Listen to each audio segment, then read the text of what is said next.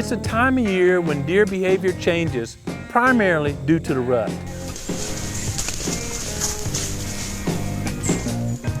When most hunters use the term rut, they're talking about the peak of rut, that week or two when the most does in an area are receptive and bucks are chasing everywhere. Throughout most of the whitetails range, the peak of the rut occurs the first week or two of November. That's when about 50% or more of the does in an area will be bred.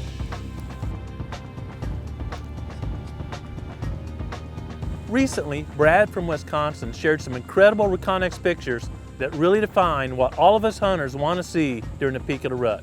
This mature buck tended a doe in the edge of a wide open field for a long time. Even better, you can clearly see the hunter's blind not too far behind this buck and doe.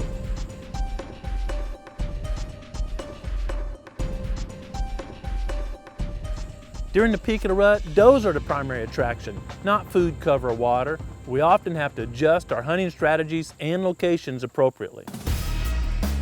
A good strategy for hunting the rut would seem as simple as finding an area where you commonly see does. But one thing that throws a monkey wrench in that strategy is that when a doe is receptive, she tends to behave totally different.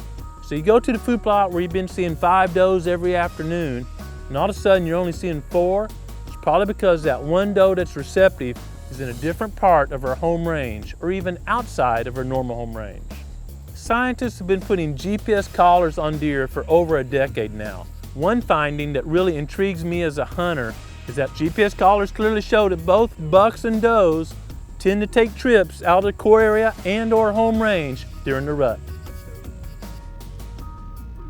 Remember, receptive does are the biggest attraction during that time of year.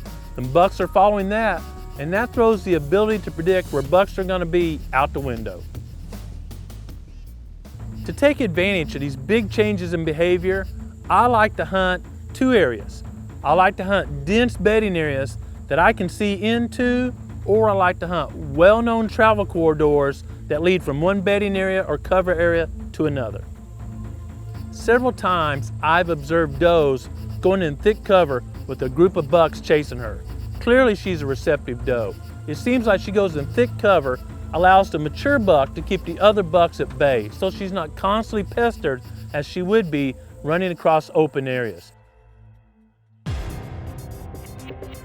2 years ago, on the opening day of rifle season here in Missouri, we were after a buck we called the Trash Man. Once again, we're hunting a thick bedding area and saw him several times chasing a doe in that bedding area. The area was so thick, we just couldn't get off a shot. During the rut, it's a given that a mature buck is going to be with a receptive doe. And receptive does likely want to be in thick cover. So why waste your time somewhere else? Get to a vantage point where you can see into or close to thick cover and let that doe bring the bucks to you. During the pre and post rut, there'll still be a few does be receptive, but not all over the place. And that's a time period when bucks will cruise food plots or other areas trying to pick up a doe.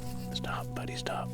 It may be fun to sit around the hunting camp and argue if moon phase determines when deer breed, but if you're scheduling your vacation on that, you better hope the weather is good for that week, because I can assure you without a shadow of a doubt, phases of the moon do not determine when deer breed. If you'd like to learn more about the research behind this, simply go to QDMA.com.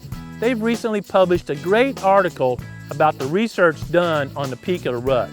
Researchers have looked at literally thousands of fetuses from different states for several years in a row and determined exactly when the rut occurred at those locations.